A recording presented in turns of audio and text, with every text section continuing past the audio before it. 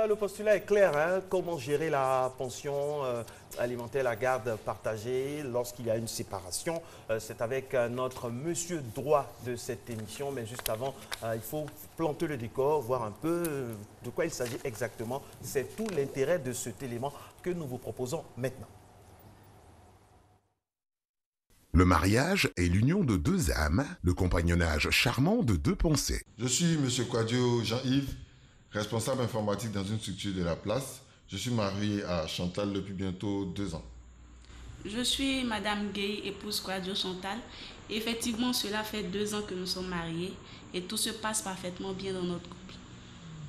Malheureusement, cette union se solde de plus en plus par le divorce. Avant Chantou, j'étais dans une précédente union avec Aïcha, une union qui a duré 5 ans, qui a donné naissance à un merveilleux garçon du nom de Yves Junior. Mais malheureusement, les coups de la vie ont fait que nous avons divorcé. Je m'appelle Kone Aïcha. J'étais mariée à Quadio Yves. On a eu un enfant du nom de Junior. J'ai divorcé avec son papa d'un commun accord. Après le divorce, quand il y a eu des enfants dans le mariage, on parle de garde partagée. Cette garde consiste en ce que l'enfant vit en alternance, tantôt chez son père, tantôt chez sa mère. Pendant le divorce d'avec Aïcha, Junior n'avait que 5 ans. Il est donc resté avec sa mère. Bien sûr, je n'étais pas partant, vu que je voulais avoir la garde de mon fils. Mais vu son jeune âge, j'étais contraint de céder. Heureusement, avec le temps, nous avons pu trouver un terrain d'entente, sa mère et moi. Il est donc scolarisé avec elle et pendant les congés, il est ici présent avec nous. Yves Junior, c'est un enfant extraordinaire que j'aime beaucoup. Je le considère comme mon fils.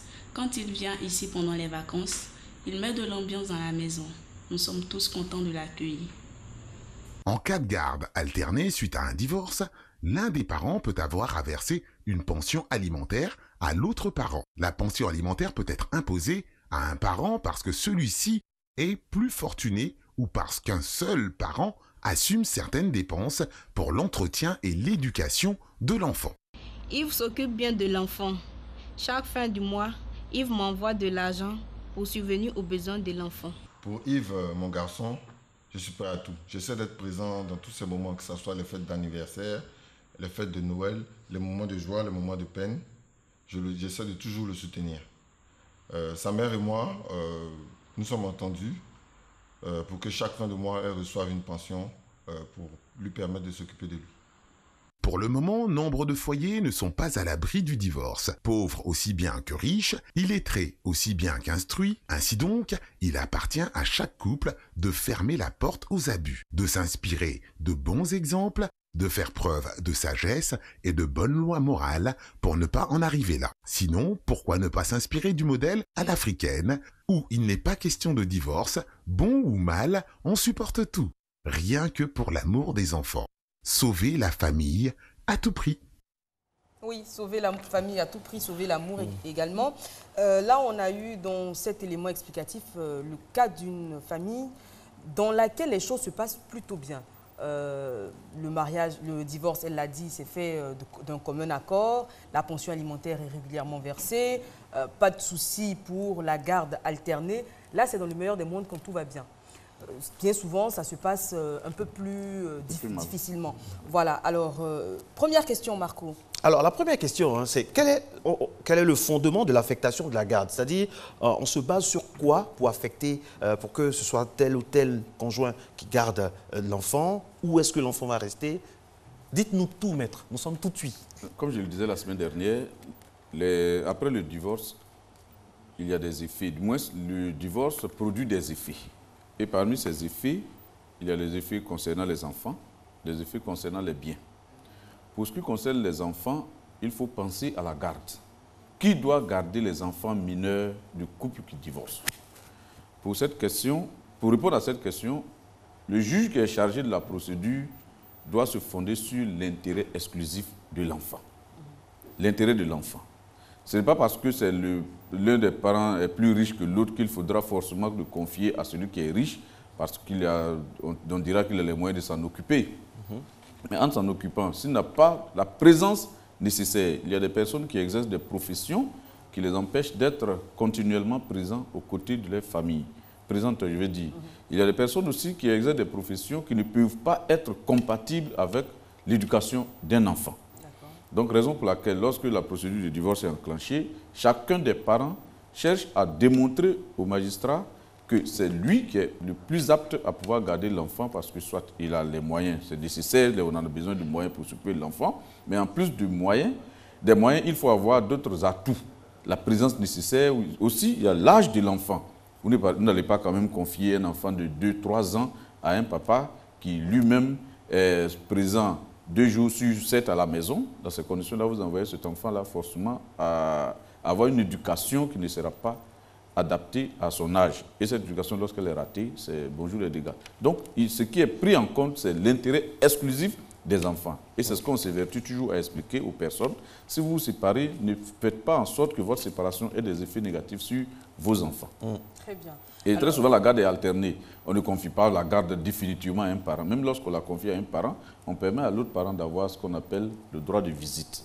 C'est-à-dire, souvent, la moitié des petites et grandes vacances, et puis 2 week-ends sur 4, ainsi de suite. Tout ça, c'est organisé selon les circonstances et selon les aptitudes des parents et aussi selon l'intérêt de l'enfant. Et quand les 2 parents sont aptes, c'est prouvé qu'ils sont dans des environnements bénéfiques, propices pour l'éducation de l'enfant. On va dire par exemple, Marco et moi, on a un bébé. On divorce malheureusement, je me remarie, j'ai les moyens, mon mari également. Marco également se remarie, il a les moyens, sa femme également. Ils ont des enfants, on a des enfants. Comment on décide à ce moment-là de qui garde cet enfant, qui serait épanoui dans les 2 familles? On a le même métier. Naturellement, les circonstances ne seront pas toujours les mêmes. Même si les 2 parents ont chacun les moyens, chacun a une bonne moralité, le même métier, ainsi de suite, on regardera toujours, selon les circonstances, il y aura un parent qui aura la possibilité de garder l'enfant, qui va avoir la responsabilité. En ce moment-là, il faudra voir qui répond des actes de l'enfant. C'est une responsabilité qui fera en sorte qu'on dit la garde de l'enfant est confiée à un tel avec un large droit de visite à l'autre. Ça tombe bien parce que Eva et moi, hier, quand on préparait l'émission, on est tombé sur un cas qui nous a épaté. Aux États-Unis, un monsieur et une femme en pleine procédure avaient pratiquement le même profil, la même moralité. Mais ce qui a piégé le père, c'est qu'il faisait partie d'un groupe de supporters hooligans, c'est-à-dire des supporters violents. Ah, vous voyez, ça c'est un aspect par exemple. Un aspect et lorsqu'on n'arrive pas à départager, on donne ce qu'on appelle les enquêtes sociales pour voir est-ce que les limites, l'environnement dans lequel l'un ou l'autre des parents vivent est propice à l'éducation d'un enfant. Donc là, ça se joue sur les détails. Il y aura un détail forcément qui va privilégier un parent sur l'autre. Maintenant, en plus de la garde des enfants, on revient maintenant à ce qu'on appelle la pension alimentaire. La pension alimentaire. Elle se fixe comment? La pension alimentaire. Et à qui est-ce qu'on verse la pension alimentaire? La pension alimentaire, dans un premier temps, elle est obligatoire pour les enfants mineurs. D'accord. Pour les enfants à charge. La pension alimentaire est obligatoire. Celui des parents qui n'en a pas la garde est tenu de leur verser une pension alimentaire. On va s'arrêter là. Oui. Celui des parents qui n'en a pas la charge est tenu de verser une pension alimentaire. Donc, même si, l'enfant est confié à la charge du père, est-ce que la mère a obligation de donner une pension alimentaire? Aujourd'hui, avec la nouvelle loi, je pense qu'une interprétation de cette loi-là devrait aboutir à ce résultat. Merci beaucoup. Enfin, merci pour l'information. Je pense que l'interprétation, puisqu'il y a une égalité aujourd'hui, maintenant cette égalité, elle se concrétise par quoi? Si on ne peut pas mettre la charge du ménage aussi bien à la charge du père que de la mère. Est-ce que la pension alimentaire est forcément subséquente au conjoint qui a le plus de moyens? La pension alimentaire est fonction des besoins des enfants et des capacités de celui auquel on réclame cette pension. Si vous avez un salaire modeste, on ne va pas vous demander une pension faramineuse. Votre pension la pension qui va être à votre charge sera toujours fonction de vos moyens et des besoins de l'enfant. Et pour les enfants mineurs, la pension elle est obligatoire. Maintenant, pour l'époux qui n'en a pas les moyens, à l'époque, c'était l'épouse en général. Oui. On disait une pension alimentaire à l'épouse parce qu'elle n'en a pas les moyens. Et cette pension, elle demeure jusqu'à ce qu'il soit prouvé que cette personne qui l'a réclamée n'en a plus besoin. Mais aujourd'hui, c'est l'époux qui n'en a pas les moyens. C'est-à-dire l'un ou l'autre peut réclamer une pension alimentaire pour ses propres besoins et pour les besoins pour ses propres besoins naturellement. Donc un homme peut se retrouver, un homme peut se retrouver aujourd'hui. Demander une pension alimentaire à son ex-femme. Absolument, rien ne s'y oppose. Parce que la loi aujourd'hui fait ce qu'on appelle l'égalité des époux. Oui, et cette pension alimentaire, elle est versée au conjoint qui n'a pas les moyens et qui la réclame à juste titre. Mais elle cesse d'être nécessaire dès lors qu'il est prouvé que ce conjoint s'est remis en ménage ou a trouvé du travail ou bien est en situation de ne plus avoir besoin de cette pension alimentaire. Alors, elle s'évalue à environ combien la caution minimum? Vous qui avez l'habitude des dossiers. Même c'est en fonction, c'est le dixième, c'est le tiers. Ce n'est pas. Très souvent, on se réfère à la quotité saisissable des salaires. La quotité saisissable des salaires. La quotité saisissable des salaires. En fait, il y a, même lorsque vous devez de l'argent à quelqu'un, votre rémunération ne peut pas être totalement... Si c'est votre rémunération qui doit être saisie, elle ne peut pas être totalement saisie. Il faut vous laisser une portion qui vous permette de vivre. Raison pour laquelle, lorsqu'on fixe une pension alimentaire, on tient compte toujours du bulletin. On demande, si la personne a une profession salariée, on demande que le bulletin de salaire soit produit.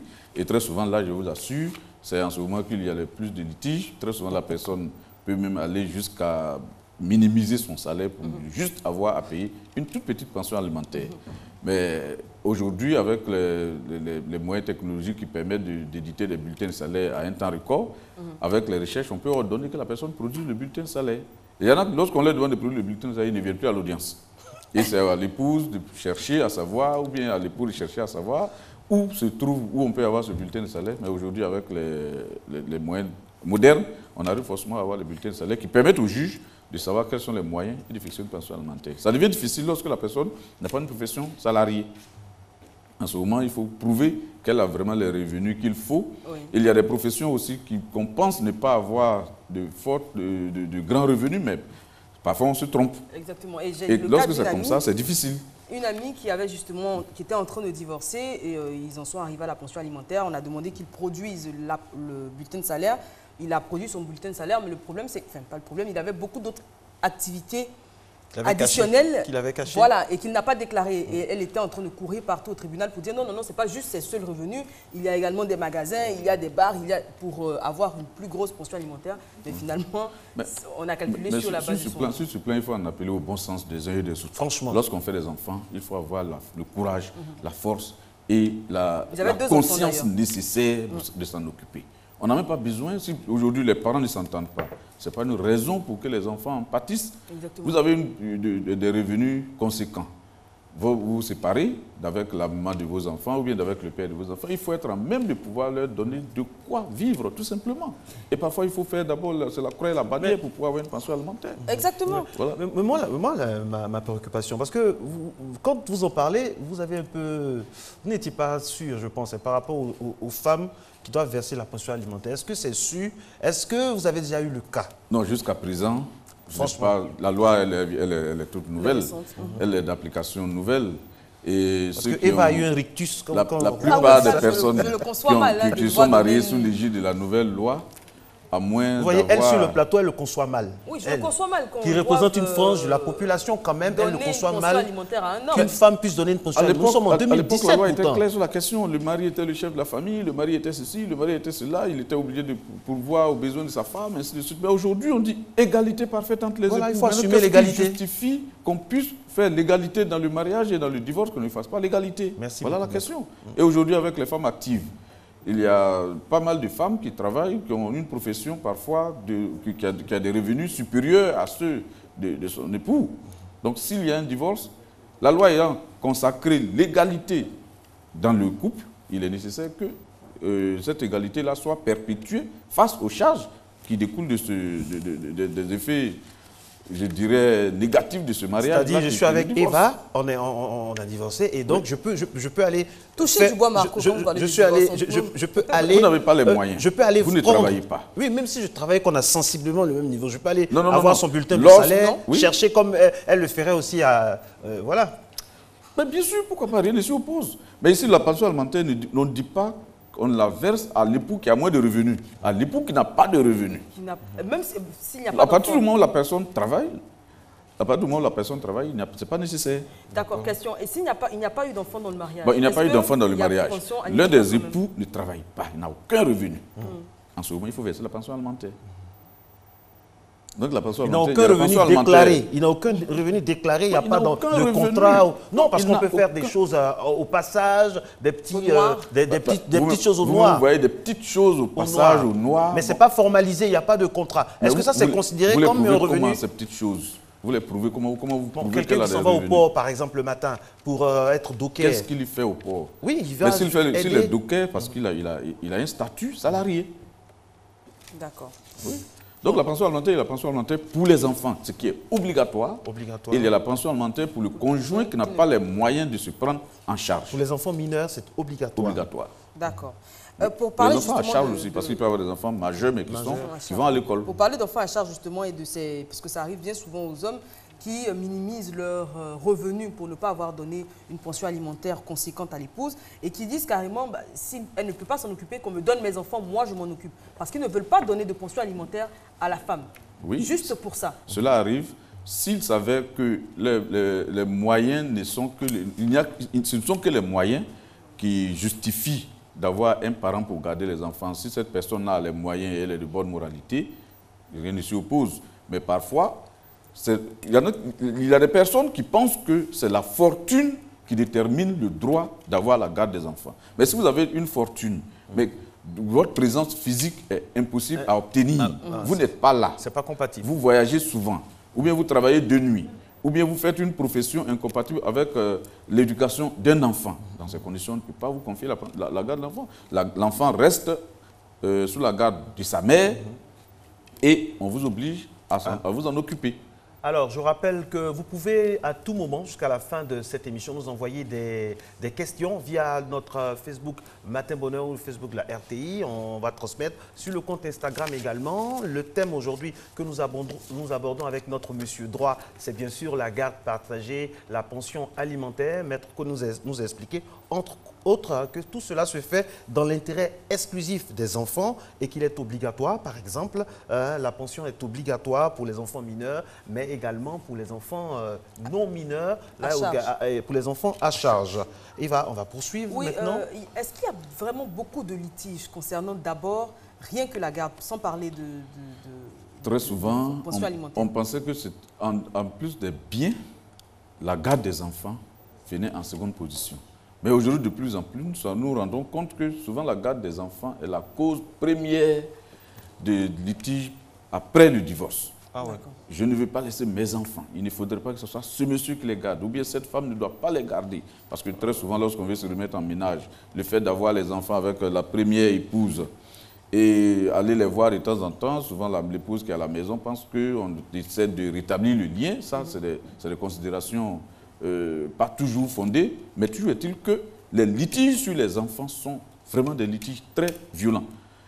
Personne ne veut laisser les enfants à l'autre parce qu'on pense toujours qu'on est le parent le mieux placé pour les garder.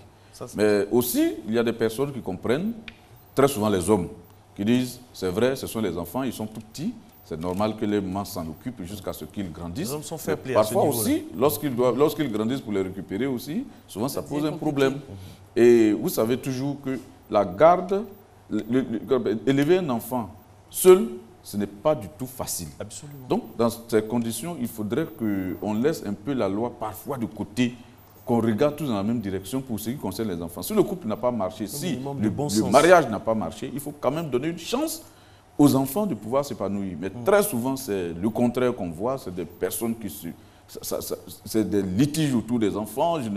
Personne ne veut laisser ses enfants entre les mains de l'autre parce qu'on estime que c'est l'autre, cette personne-là qui est aujourd'hui à la base du divorce, elle a posé tel acte. Pour les hommes, ils ont peur, les femmes, elles ont peur qu'une autre femme élève, éduque ces enfants-là. Voilà, mais cela aussi, c'est une réalité. On a eu souvent des cas où lorsque la garde est confiée au père, l'épouse qui vient, la nouvelle qui vient, ne voit pas toujours d'un bon œil ces enfants-là.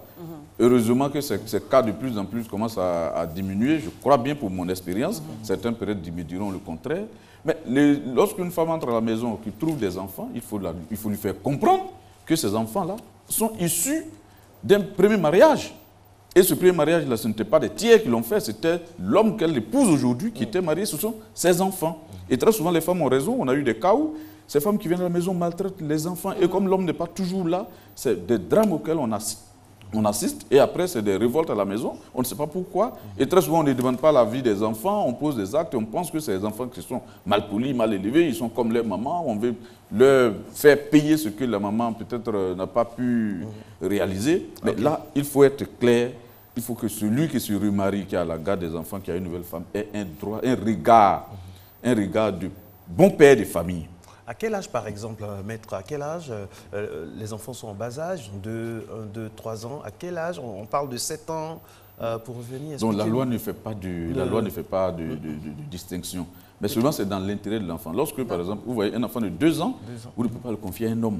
C'est difficile. Il n'est pas là. L'enfant a des besoins ne peuvent être satisfaits qu'une maman qui est attentionnée. Voilà. Mais il y a des mamans aussi, franchement, je suis désolé de le dire, qui ne sont pas dignes, je veux dire, le mot est un peu plus fort, mais qui ne sont pas aptes à pouvoir élever des enfants. C'est-à-dire? Elles ne sont pas là, elles sont moins attentionnées. Parce qu'elles sont trop jeunes?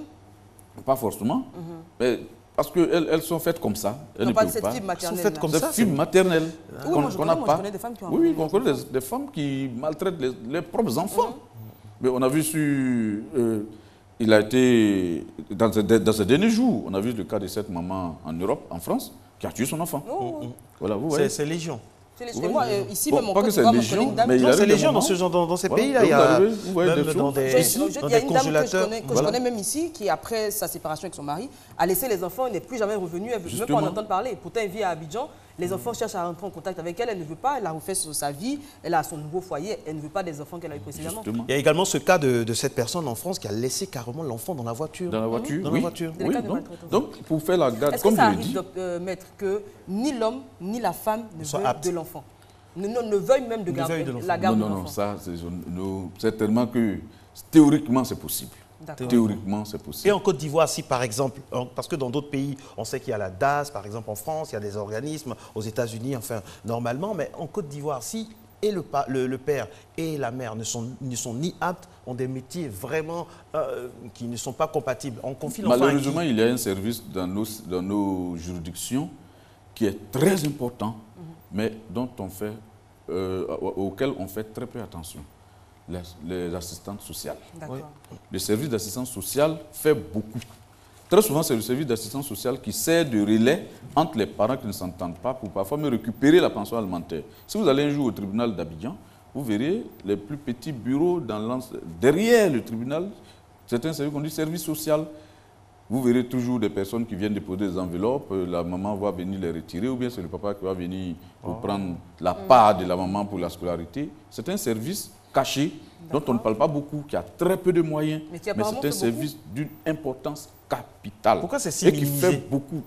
Mais c'est l'intérêt qu'on porte. Lorsqu'on dit justice, tout le monde pense à décision, tout le monde pense à magistrat, tout le monde pense avocat, tout le monde pense greffier, huissier, et ainsi de suite. Procureur, comme elle le dit, procureur, juge du siège, avocat, magistrat, et choses, greffier, huissier.